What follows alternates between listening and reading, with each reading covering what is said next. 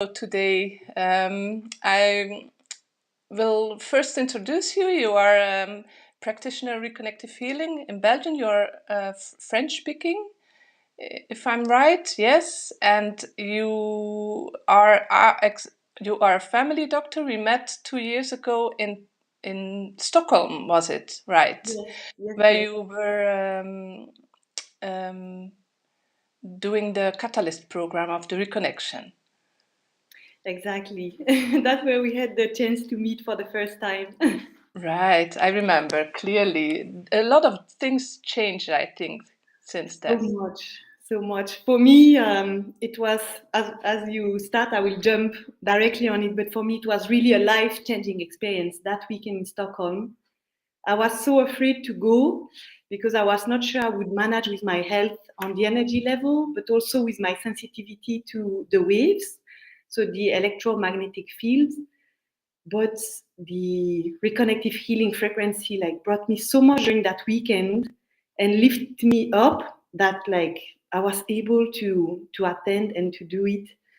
And that weekend was really key for me because it was before I was a bit not fully alive, but I came back from that weekend feeling that I was back to life, that I was again full of life, that I was um, um, where I was meant to be.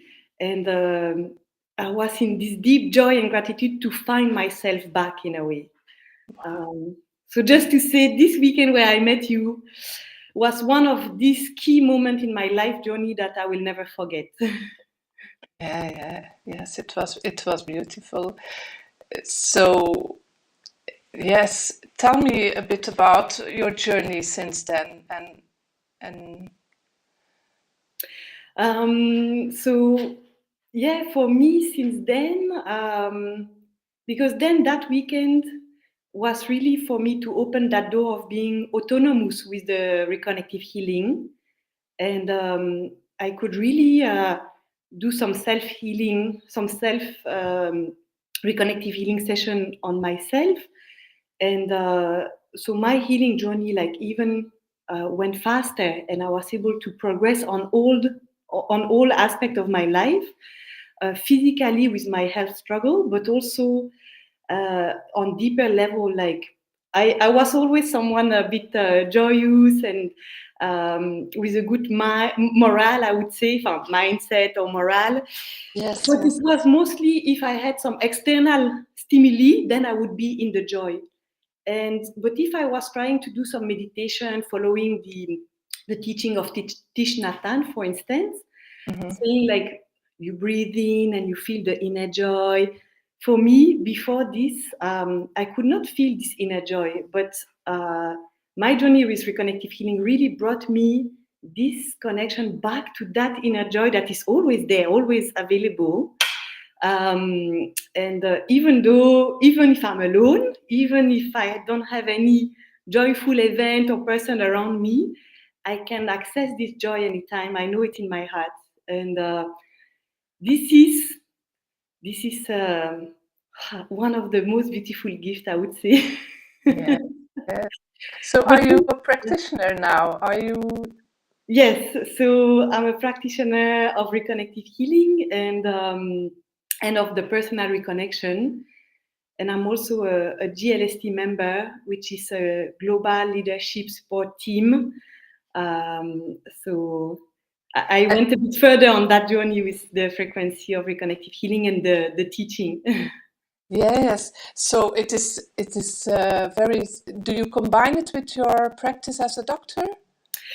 No, I separate my two practice, but yes, I was able to start again to practice the family medicine, which was my previous job before my health struggles, because I had to stop because of my health. But as I was getting so much better, and this is quite recent, I was able to start again, Great. and it's really a joy, and especially that is if you see health globally, it's not one or the other. Reconnective healing and medicine, the Western medicine, are very complementary.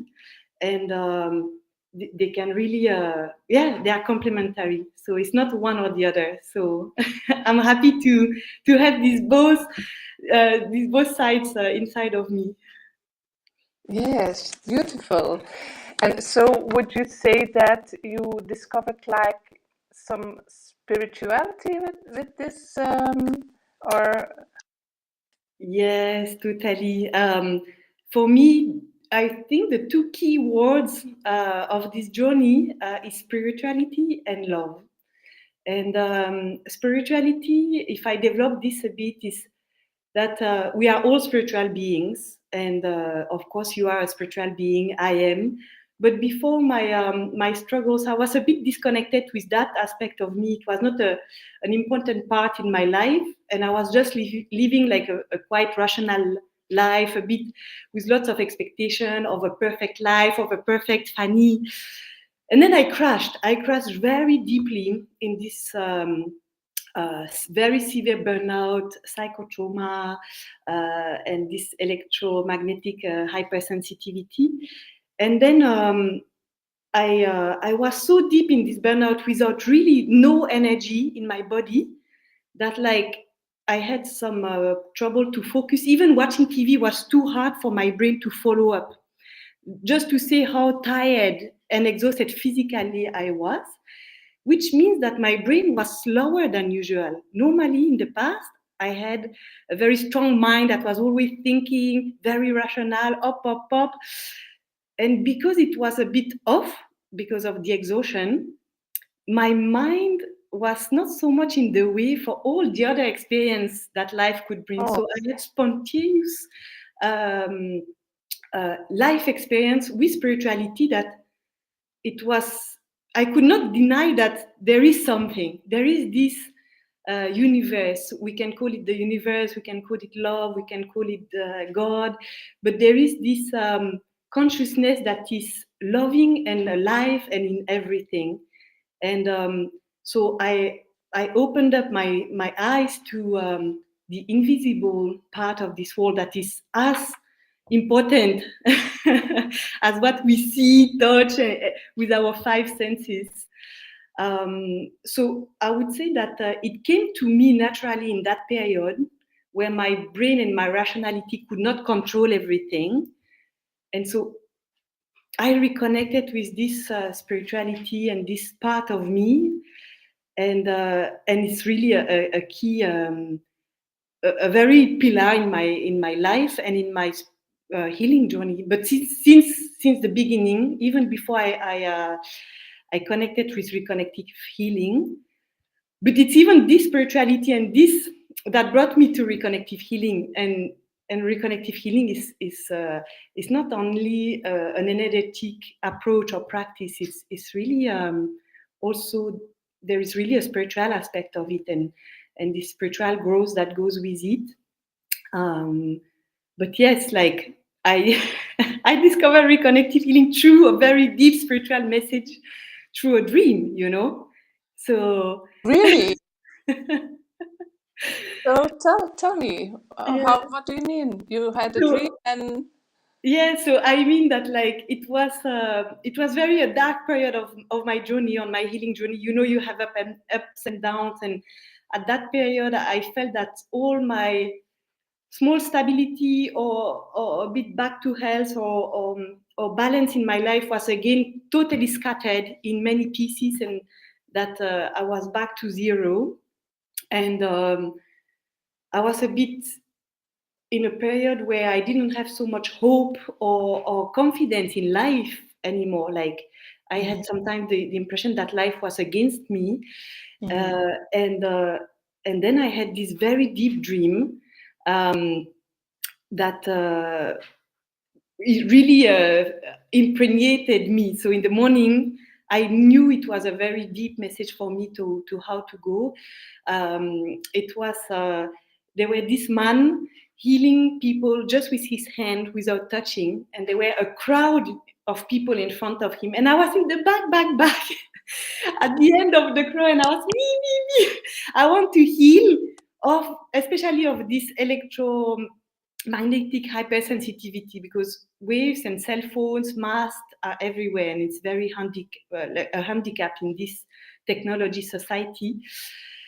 And that man, he looked at me in the eye with so much love, kindness, and he told me, "Not, no, you have to reconnect with the source." It Wow. was not that I could not heal, but it was I have to do the journey by myself to reconnect to the source. That was the key message for me to where to go to.